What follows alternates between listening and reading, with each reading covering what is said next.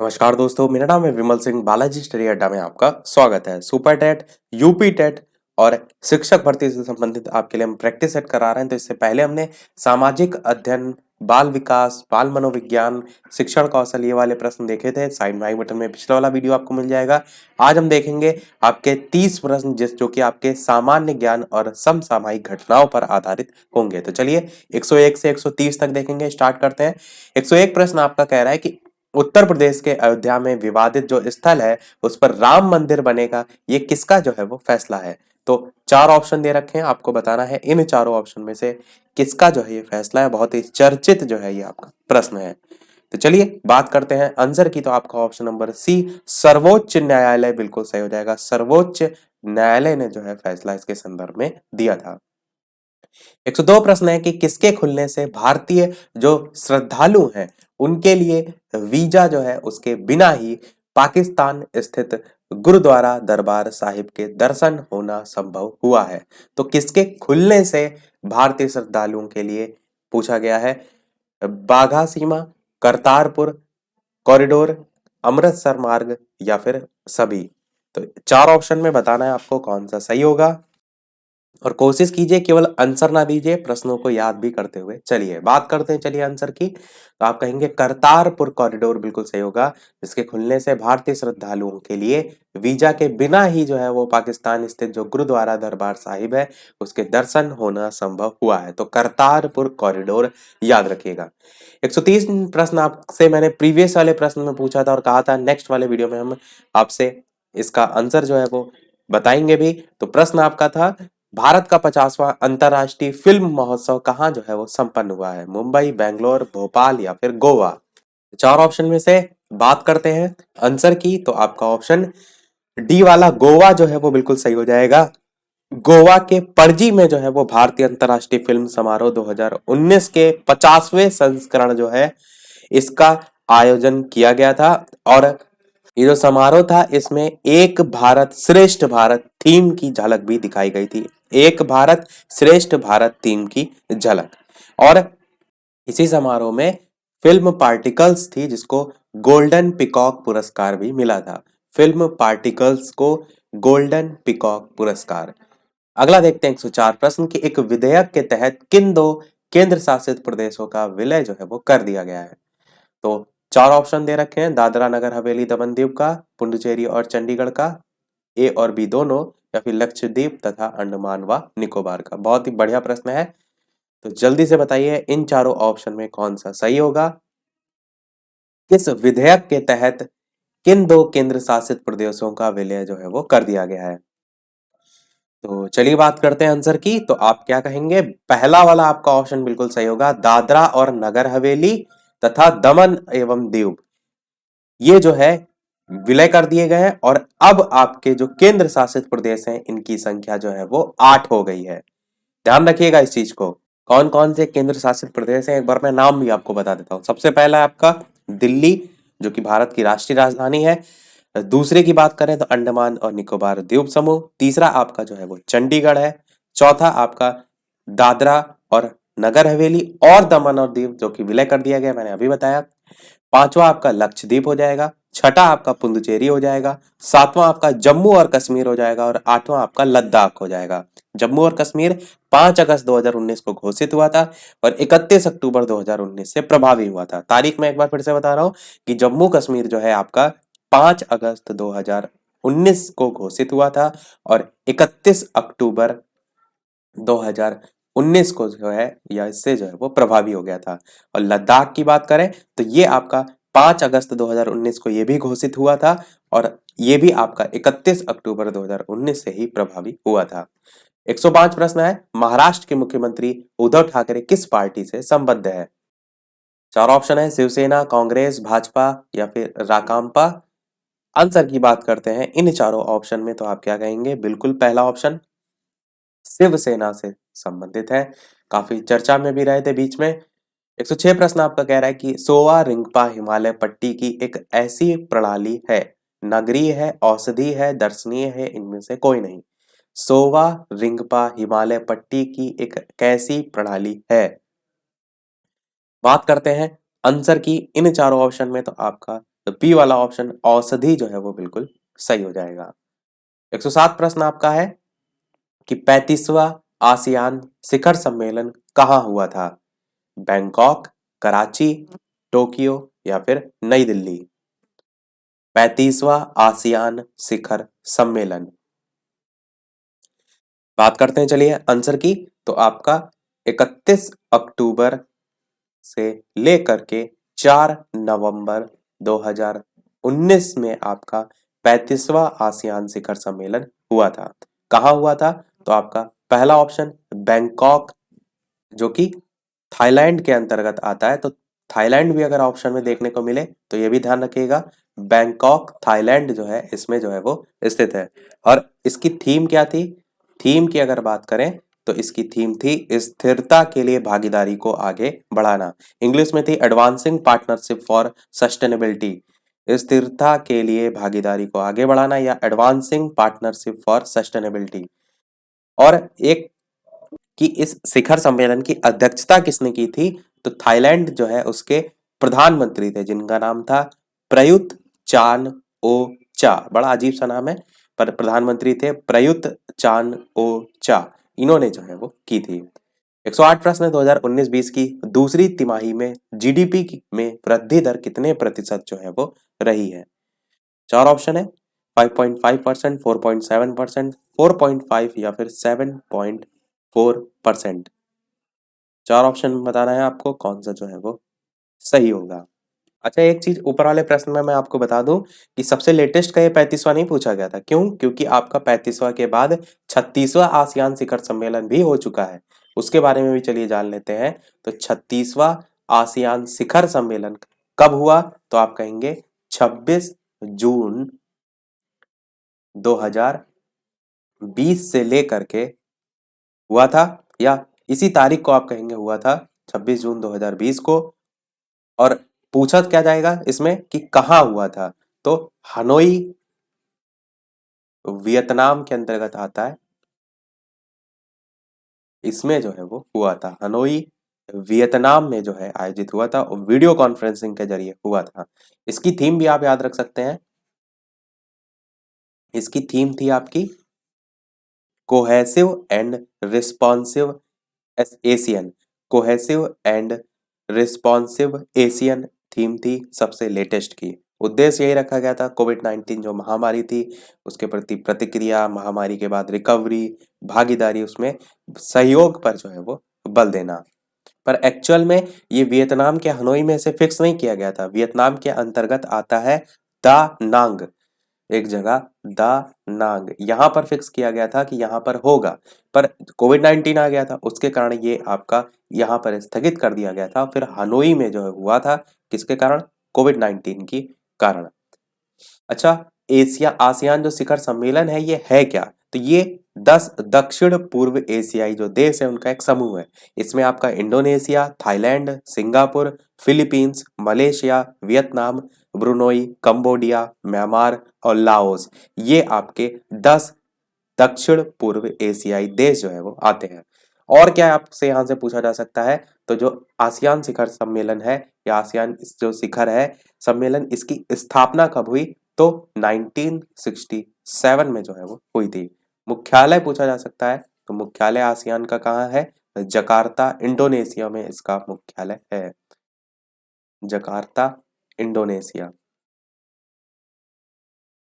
अब नेक्स्ट वाले क्वेश्चन में देख लेते हैं 108 की 2019 की तो 19-20 की जो दूसरी तिमाही है उसमें जीडीपी की वृद्धि दर कितने परसेंट जो है वो रही? तो इसको डायरेक्ट आंसर की बात कर लेते हैं क्योंकि क्वेश्चन पहले ही बता चुके हैं। तो इन चारों ऑप्शन में आपका ऑप्शन सी वाला 4.5% जो है वो सही होगा। नेक्स्ट है आपका 109 कि 15वें वित्त आयोग के कार्यकाल में कितने वर्ष की वृद्धि जो है वो की गई है? 2 वर्ष, 1 वर्ष, 3 वर्ष या फिर 5 वर्ष? तो चलिए बात करते हैं आंसर की। तो आपका ऑप्शन बी वाला 1 वर्ष जो है वो बिल्कुल सही होगा। इसके बारे में जानते हैं। इसके अलावा वीडियो पसंद आया तो इतनी बेहतरीन से बेहतरीन जानकारी आपको पर बताई जा रही है, आप सभी का एक लाइक तो वीडियो पर बनता ही है। सभी लोग वीडियो को लाइक अवश्य कर दीजिएगा। देखिए, 15वें वित्त आयोग के कार्यकाल में क्या हुआ था? जो प्रधानमंत्री थे माननीय नरेंद्र मोदी, उन्होंने केंद्रीय मंत्रिमंडल में 15वें वित्त आयोग का कार्यकाल 30 अक्टूबर 2020 तक, 2020 नहीं 2019 तक आप कहेंगे, बढ़ाने का लक्ष्य किया था और ये 1 साल बढ़ाया गया था। साथ ही रीजन क्या था कि वित्त आयोग सुधार कार्यक्रम को ध्यान में रखा जाए और अधिक समय भी जो है वो मिल सके। किस अनुच्छेद में आता है अगर अब ये बात करें तो ये आपका अनुच्छेद 280 की धारा 1 में आपका वित्त आयोग जो है वो आता है। गठन इसका 27 नवंबर 2017 को जो है वो हुआ था। 15वें वित्त आयोग के अगर बारे में पूछा जाए, वैसे गठन के संदर्भ में 15वें ना पूछ करके डायरेक्ट यही पूछा जाता है किस अनुच्छेद में आता है, ये चीज ध्यान रखिएगा। वर्तमान में अध्यक्ष कौन है तो एन के सिंह जो है वो अध्यक्ष है, एन के सिंह जो है वो अध्यक्ष है वर्तमान में। 110 है, भारत का 39वां अंतर्राष्ट्रीय व्यापार मेला कहाँ जो है वो संपन्न हुआ था, नई दिल्ली, पटना, भुवनेश्वर या फिर देहरादून। तो ये आपका कब हुआ था अंतर्राष्ट्रीय मेला, तो नवंबर माह में हुआ था 2019 के मध्य। 39वां अंतर्राष्ट्रीय व्यापार मेला नई दिल्ली, पटना, भुवनेश्वर या देहरादून में से आंसर की बात करते हैं तो आपका ऑप्शन पहला वाला नई दिल्ली जो है वो बिल्कुल सही होगा। नई दिल्ली में आपका हुआ था और इस टाइम जो अफगानिस्तान था उसको मेले का भागीदार देश जो है वो बनाया गया था। और बात करें इस साल से पहले यानी 2020 में लेटेस्ट में जो आपका है तो आपका 2020 में भी नई दिल्ली में ही जो है आयोजित हुआ था, पर काफी कम संख्या में लोग थे। 14 से 27 नवंबर के मध्य जो है लगने के लिए तारीख जो है वो निश्चित की गई थी और 2020 में जो है ये 40वां अंतर्राष्ट्रीय व्यापार मेला था। हर चीज लगभग आपको पिछली 2 जरूर पता होना चाहिए, कि ऐसा फिक्स नहीं है कि आपसे हमेशा लेटेस्ट का ही पूछेगा, क्योंकि सुपर टेट का आप पेपर देखेंगे तो कुछ चीजें रैंकिंग आगे पीछे भी पूछी गई हैं। 111 प्रश्न है, भारतीय पर्यटन विकास निगम के नए चेयरमैन सह प्रबंध निदेशक कौन है, तो गोविंद सिंह ऑप्शन है, सुखवीर सिंह, जी कमला वर्धना राव है या फिर सोमा राय। इस प्रकार से 4 ऑप्शन है। आंसर की बात करते हैं तो सी वाला जी कमला वर्धना राव जो है आपका बिल्कुल सही हो जाएगा। ये आपके जो है नए चेयरमैन नियुक्त किए गए थे। 112 प्रश्न है कि वर्ष 2019 55वें ज्ञानपीठ पुरस्कार के लिए किसे जो है वो चुना गया, तो इन्हें जो है वो चुना गया था पर मिला इन्हें सितंबर 2020 में था। तो अभी तक सबसे लेटेस्ट में यही चल रहा है। बात करते हैं इन चारों ऑप्शन में कौन सा सही होगा, तो पहला ऑप्शन बिल्कुल सही होगा। मलयालम के प्रसिद्ध कवि थे जिनका नाम था अक्कियम, ध्यान रखिएगा। 24 सितंबर 24 सितंबर 2020 को 24 सितंबर 2020 को मलयालम साहित्य के मशहूर कवि थे अक्कीतम, और पूरा नाम था इनका अक्कीतम अच्युतन नंबूदिरी, ये इनका पूरा नाम था। ये केरल जो है वहां से बिलोंग करते हैं। ये केरल से नहीं, ये तो मलयालम से बिलोंग करते हैं, पर ये जो अवार्ड दिया गया था वो आपका केरल में जो है वो दिया गया था। और कौन सा संस्करण है ये भी ध्यान रखिएगा, तो 55वां संस्करण जो है आपका है। और भारतीय ज्ञानपीठ न्यास द्वारा भारतीय साहित्य के लिए ये पुरस्कार दिया जाता है और सर्वोच्च पुरस्कार के अंतर्गत आपका आता है। और किसको दिया जाता है, तो 8वीं जो अनुसूची है आपकी जिसमें 22 भाषाओं का उल्लेख किया गया उससे संबंधित लेखन के क्षेत्र में आजीवन योगदान के लिए पुरस्कार दिया जाता है। साथ ही साथ पुरस्कार के तहत इसमें 11 लाख रुपए की धनराशि, प्रशस्ति पत्र और साथ ही साथ वाग देवी की कांसे की प्रतिमा प्रदान की जाती है। पहली बार अगर बात करें ज्ञानपीठ पुरस्कार किसे मिला था, तो 1965 में मलयालम के ही साहित्यकार थे जिनका नाम था जी शंकर कुरूप, उनको दिया गया था। पहली बार ज्ञानपीठ पुरस्कार 1965 में मलयालम साहित्यकार जी शंकर कुरूप को दिया गया था। ये भी आपके एकदम दिमाग में छपा होना चाहिए क्योंकि बहुत ही ज्यादा महत्वपूर्ण प्रश्न है। देखते हैं, चलिए अगला प्रश्न 113। पूर्व चुनाव आयुक्त टी एन शेषन जो है इनका 87 वर्ष की आयु में 10 नवंबर 2019 को कहां निधन हो गया।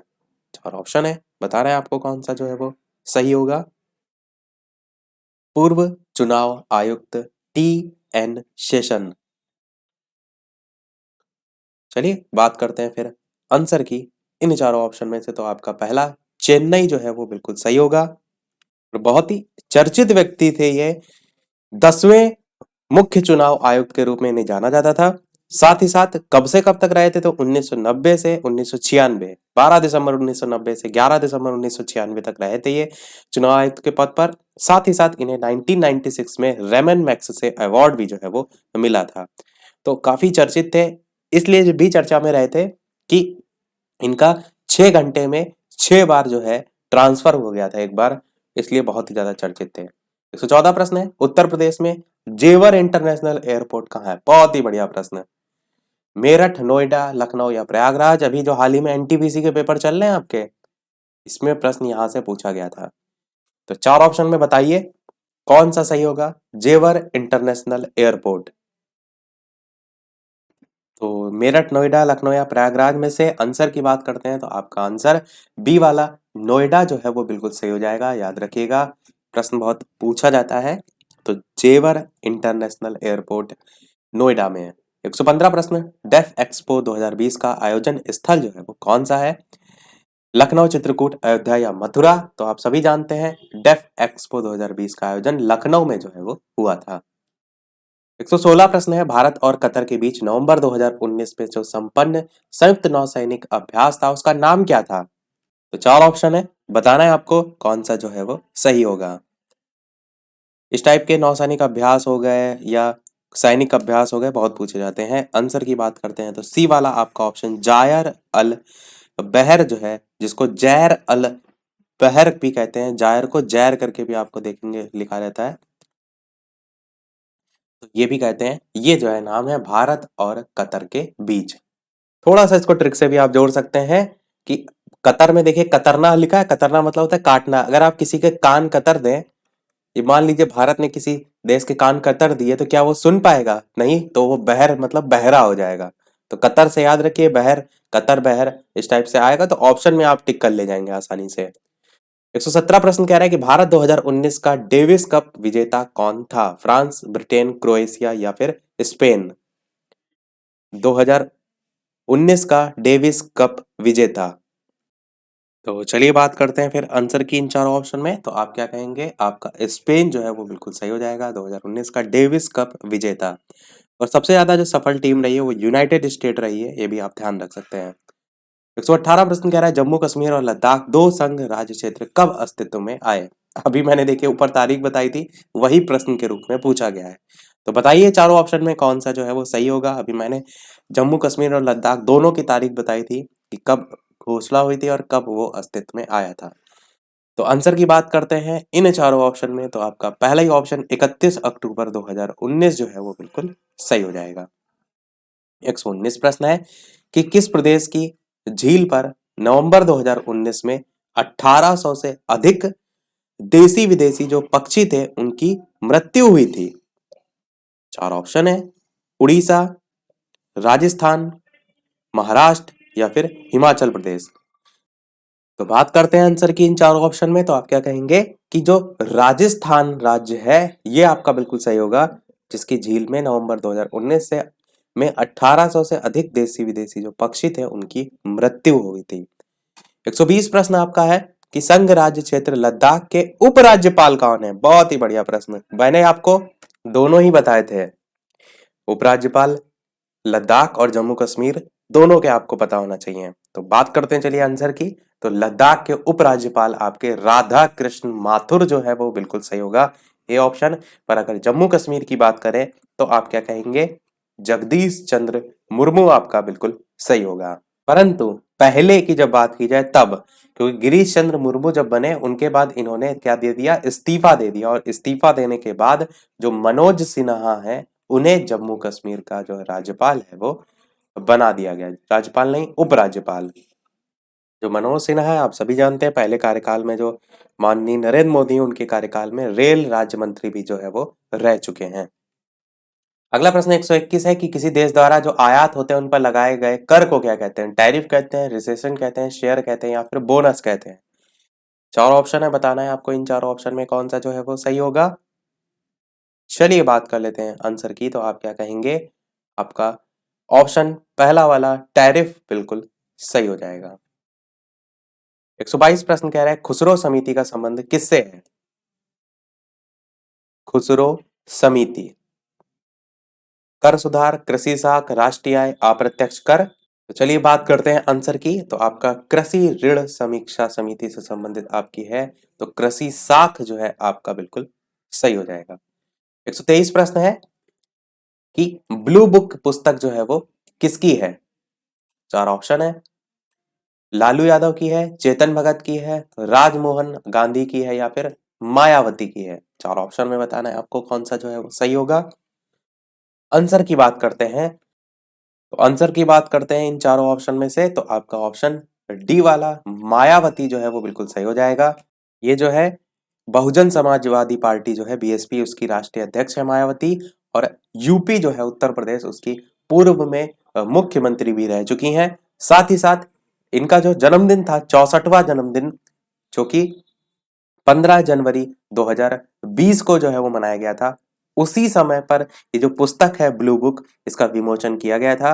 और इसका जो पुस्तक ब्लू बुक है, इसका एक्चुअल नाम जो है मेरे संघर्ष में जीवन का सफरनामा 15 करके पुस्तक का नाम है, पर शॉर्ट में इसे ब्लू बुक का नाम दिया गया है। 124 प्रश्न कह रहा है इनमें से कौन वन नगर है। देहरादून, पीलीभीत, जोधपुर, चित्रकूट। चार ऑप्शन में से बताना है आपको इन चारों ऑप्शन में कौन सा जो है वो सही होगा। वन नगर के संबंध में पूछा गया है। बात करते हैं आंसर की, तो आपका ऑप्शन पहला ही वाला देहरादून जो है वो बिल्कुल सही हो जाएगा। केरल की राजधानी पूछी गई है, सभी जानते हैं। चार ऑप्शन में जल्दी से बताइए केरल की राजधानी कौन सी होगी। अगरतला, दिसपुर, तिरुवनंतपुरम या कोहिमा। आंसर की बात करते हैं तो तिरुवनंतपुरम, ऑप्शन नंबर सी जो है आपका बिल्कुल सही हो जाएगा। 127 प्रश्न है, निर्भय मिसाइल कितने चरणों वाली है। 5, 3, 7 या 2। इन चारों ऑप्शन में बताना है आपको कौन सा सही होगा। चलिए बात करते हैं आंसर की, तो आपका ऑप्शन डी वाला 2 चरणों वाली हो जाएगा। और ये जो मिसाइल है, ये भारत में रक्षा अनुसंधान और विकास संगठन द्वारा जो है वो विकसित किया गया है। और अगर बात करें वजन, तो 1500 किलोग्राम तक वजन की क्षमता है इसमें। और अगर बात करें इसकी लंबाई, तो 6 मीटर है। व्यास इसका 0.52 मीटर है। देखते हैं हमारा अगला प्रश्न 127 कि पृथ्वी 2 मिसाइल का सफल परीक्षण कब जो है वो किया गया था।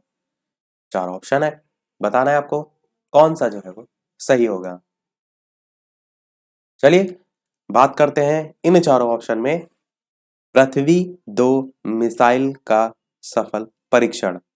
तो ऑप्शन के अकॉर्डिंग अगर बात करें आंसर की, तो आपका यहाँ पर ए वाला ऑप्शन जो है वो सही होगा। पृथ्वी 2 मिसाइल जो है उसका सफल परीक्षण।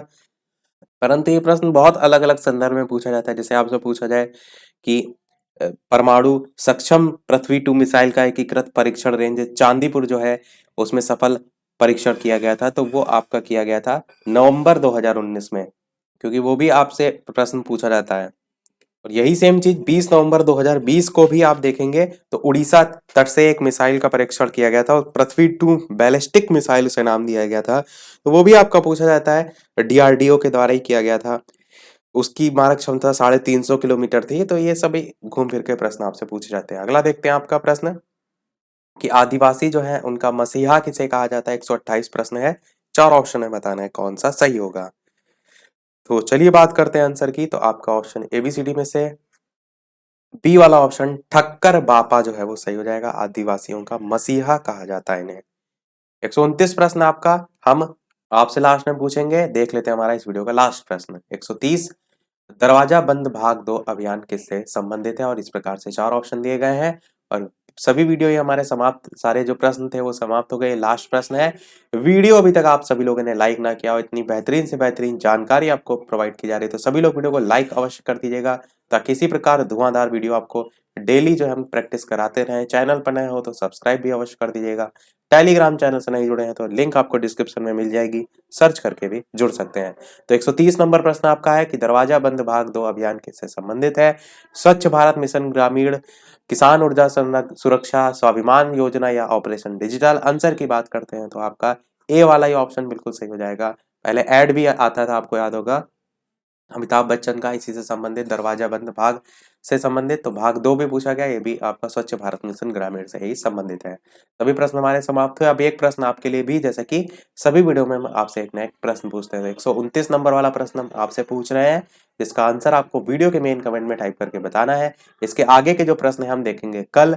लाइव टाइमिंग आपकी दो है, एक दोपहर के 3 बजे, एक शाम के 8 बजे। तो दोनों ही समय आप लाइव आकर वीडियो को देख सकते हैं, प्रश्नों की प्रैक्टिस कर सकते हैं। तो मिलते हैं चलिए फिर अगले वीडियो में नए टॉपिक के साथ। तब तक के लिए नमस्कार। Thank you for watching.